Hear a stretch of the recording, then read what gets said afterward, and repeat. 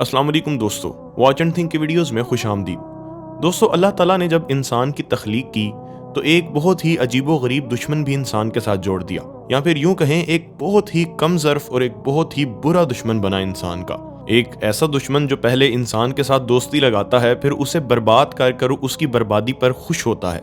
हज़रत आदम अलैहिस्सलाम से लेकर आगे इंसानियत में जितने भी इंसान पैदा होंगे, ये उन सब का खुला दुश्मन है। डॉक्टर अब्दुल सलाम आरिफ कहते हैं कि ये एक ऐसा दुश्मन है जो आपके हाल पर हमला नहीं करता, बल्कि उसके बरक्स ये आपके हाल को बहुत ही बेहतरीन बना देता है। ये आपके हाल को मुज़य्यन कर देता है, आपको तरह तरह की ऐशो इशरत में मुब्तला कर देता है, मगर उसी वक्त ये आपके फ्यूचर को तबाह कर रहा होता है। इसका असल मकसद आपका हाल तबाह करना नहीं, बल्कि आपका फ्यूचर, आपका मुस्तकबिल तबाह करना है।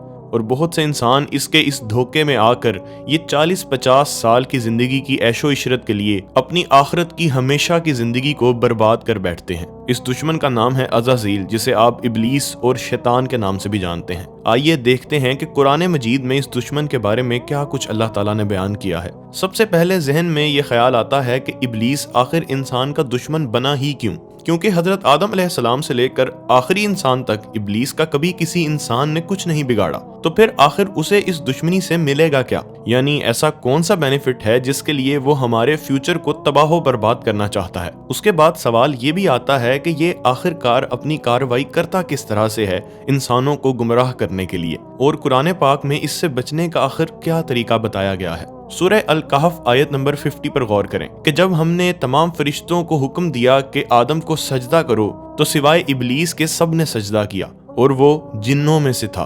अब यहाँ एक सवाल ये भी आ जाता है कि जिन्नात इंसानों से आखिर कितनी देर पहले के थे और जिन्नात को कब बनाया गया था? सूरह हिज्र की आयत नंबर 27 देखिए। अल्लाह ताला ने फरमाया कि हमने जिन्नात को इंसानों से पहले नारे समूम से पैदा किया, समूम की आग से। अब यहाँ पर ज्यादातर लोग ये समझते हैं कि जिन्नात को आग से पैदा किया, यही आग जिसे हम लोग आग कहते हैं, मगर कुछ रिसर्चर्स ये नहीं मानते। जैसा कि डॉक्टर अब्दुल सलाम आरिफ कहते हैं कि यहाँ पर अल्लाह ताला ने सिर्फ नार का वर्ड यूज नहीं किया, बल्कि नारे समूम कहा है।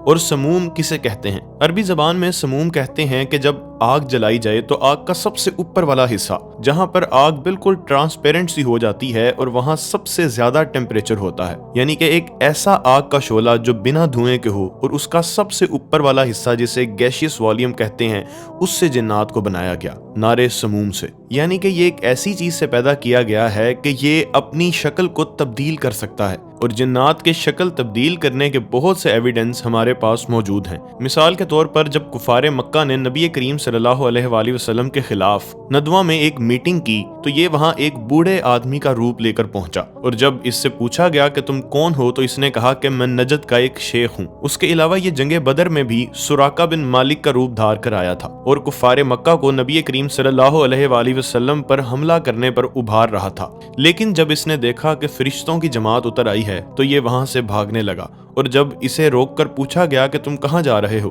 तो इसने कहा कि जो मैं देख रहा हूं वो तुम नहीं देख रहे। क्योंकि ये इंसानी रूप में तो था, लेकिन इसके पास ये कैपेसिटी मौजूद थी कि ये मलाइका को उतरते हुए देख सकता था। इसके अलावा भी ऐसे सैकड़ों वाकयात है जहां पर जिन्नात अलग अलग रूप में लोगों को दिखाई दिए हैं। ये बात तो कुरान पाक ने वाज़ह कर दी कि इब्लीस जिन्नात में से है, और हजरत आदम अलैहिस्सलाम के पैदा होने से बहुत पहले से जिन्नात इस दुनिया में बसते थे। सूरह यासीन की आयत नंबर 60 देखिएगा। अल्लाह ताला ने फरमाया कि ए औलाद आदम, क्या मैंने तुमसे वादा नहीं लिया था कि शैतान की इबादत मत करना? वो तो तुम्हारा खुला दुश्मन है, यानी एक ऐसा दुश्मन जिसके दुश्मन होने में कोई शक ही नहीं। ये एक ओपन एनिमी है। और इसमें अल्लाह ताला ने कहा कि मैंने तुमसे वादा लिया था कि इसकी इबादत नहीं करनी, मगर ज़ाहिरी तौर पर देखा जाए तो ज्यादातर इंसान इब्लीस की इबादत तो नहीं करते, ना ही करते थे। तो यहाँ इबादत किसे कहा जा रहा है? एक जगह कुरान पाक ने कहा कि ए बनी आदम, शैतान की इबादत मत करो, मेरी इबादत करो,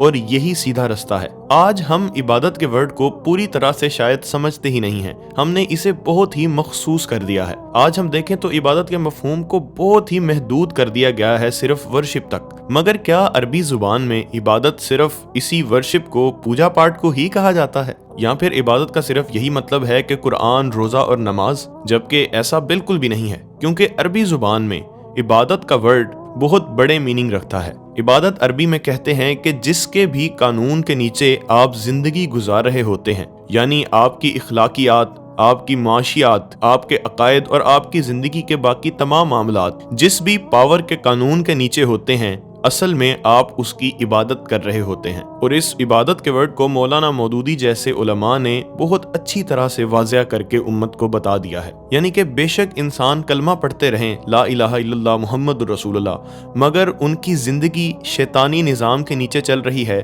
تو دراصل وہ شیطان کی عبادت ہے۔ یعنی کہ اس سے ثابت ہوتا ہے کہ شیطان ہماری عبادات، ہماری اخلاقیات، ہماری معاشیات اور ہماری معاشرت میں یہ دخل اندازی کرے گا اور اللہ کے مقابلے میں اپنے قانون انسانوں پر نافذ کرنے کی کوشش کرے گا، جبکہ اس کائنات میں قانون بنانے کا حق صرف اللہ کے پاس ہے۔ اور اگر ہم کسی ایسے قانون کو مانتے ہیں جو اللہ کے قانون کو چیلنج کر رہا ہے تو اس کا مطلب ہے ہم اللہ کی عبادت سے غافل ہو کر کسی اور ہی کی عبادت میں مشغول ہیں۔ مثال کے طور پر اللہ تعالیٰ نے فرمایا کہ سود کا کاروبار اللہ اور اس کے رسول سے جنگ ہے، تو آج اگر ہم سودی نظام میں پھنسے ہوئے ہیں تو ہم اللہ کی عبادت سے باہر ہو چکے ہیں، یعنی کہ ہم اس پہلو میں کسی اور ہی کی عبادت کر رہے ہیں۔ یہی اللہ تعالیٰ نے فرمایا کہ اے بنی آدم، میں نے تم سے وعدہ لیا تھا کہ تم نے شیطان کی عبادت نہیں کرنی بلکہ اللہ کی عبادت کرنی ہے، یعنی کہ حق کا اور شر کا راستہ واضح کر دیا گیا ہے اور یہ ہم پر ہے ہم کس راستے پر چلتے ہیں۔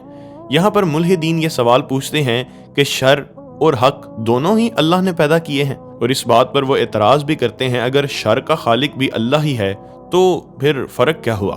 تو اس کا جواب یہ ہے کہ اللہ تعالیٰ نے خیر کے قوانین بنائے، ایسے قانون بنائے جس پر انسانیت کو عمل کرنے کا کہا گیا، اور اس کے مقابلے میں اسے ختم کرنے کے لیے انسانوں نے جتنے بھی قانون اور بنائے انہیں شر کا نام دیا گیا، کیونکہ انسان اللہ تعالیٰ نے ایک ایسی مخلوق بنائی جسے اللہ نے ڈیسیژن کی پاور دی، جو اپنی مرضی سے کوئی کام کر سکتا ہے۔ سورہ دہر میں اللہ تعالیٰ نے فرمایا کہ میں نے اسے عقل سے ہدایت دے دی ہے، اب اس کی مرضی ہے کہ میرا فرما بردار بن جائے یا میرا انکار کر دے۔ اس کے علاوہ سورہ شمس میں اللہ تعالیٰ نے فرمایا فَأَلْهَمَهَا فُجُورَهَا وَتَقْوَاهَا کہ ہم نے اس کے ذہن پر الہام کر دیا فجور بھی اور تقوی بھی، یعنی کہ اس کے ذہن میں یہ ڈال دیا گیا کہ کیا شر ہے اور کیا حق، اور فیصلہ انسان کے ہاتھ میں دے دیا کہ ہر وہ قانون اللہ کے قانون کے مقابلے پر بنایا جائے گا، انسان کو اس کی خلاف ورزی کرنی ہوگی اپنی مرضی سے، یعنی کہ ایسا لائف سٹائل جس کے اندر اللہ تعالیٰ کا قانون شامل نہیں ہے وہ آپ کو شر کی طرف ہی لے کر جائے گا۔ انسان کی پوری زندگی میں وہ کس طرح سے کماتا ہے، وہ کس طرح سے پہنتا ہے، وہ کس طرح سے شادی کرتا ہے، وہ کس طرح کے ماحول میں رہتا ہے، وہ کس قانون کے نیچے رہتا ہے، اس کا پورا وے آف لیونگ اگر اللہ تعالیٰ کے قانون کے مطابق نہیں ہے، وہ زندگی کے تمام معاملات میں اس چیز کا خیال اگر نہیں رکھتا کہ اللہ تعالیٰ کا قانون اس پر کیا کہتا ہے تو وہ شر کا راستہ اختیار کر چکا ہے۔ جبکہ اس کے برعکس اگر کسی کے لائف سٹائل میں، کسی کے وے آف لیونگ میں وہ ہر چیز میں اللہ کی منشا کا خیال رکھتا ہے تو وہ اللہ کی عبادت کر رہا ہے، وہ صحیح راستے پر ہے۔ اور شر پھیلانے کا سب سے بڑا کنگ، اس کا بادشاہ ابلیس ہے، اور وہ یہی چاہتا ہے کہ انسان اللہ کے راستے سے ہٹ کر اس کے راستے پر چلنا شروع کر دے۔ سورہ بقرہ میں آتا ہے کہ فرشتوں نے اللہ تعالیٰ سے جب یہ بات کہی کہ آپ اسے کیوں بنا رہے ہیں جبکہ ہم آپ کی عبادت کرتے ہیں، تو وہاں اللہ تعالیٰ نے ان کا ایک ٹیسٹ لیا، فرشتوں کو بھی ایک تختی دی اور انسان کو بھی۔ اور حضرت عبداللہ بن عباس رضی اللہ تعالیٰ عنہ کے بارے میں آتا ہے کہ وہ جنات کو فرشتوں کا ہی ایک قبیلہ سمجھتے تھے، فرشتوں کا ایک ایسا قبیلہ جسے اللہ تعالیٰ نے خود سے ڈیسیجن لینے کی پاور دے رکھی تھی۔ اور اللہ تعالیٰ نے جب وہ تختی دی اور ٹیسٹ لیا تو آدم نے تمام نام بتا دیے جو اللہ تعالیٰ نے اسے سکھائے تھے، جس سے آدم کی فضیلت اسٹیبلش ہو گئی۔ سورہ بقرہ میں اللہ تعالیٰ نے فرمایا کہ جب ہم نے تمام فرشتوں کو حکم دیا کہ آدم کو سجدہ کرو تو ابلیس نے سجدہ نہ کیا، اس نے انکار کیا، تکبر کیا اور وہ کافروں میں سے ہو گیا، جس کے بعد شیطان انسان کا دشمن بن گیا۔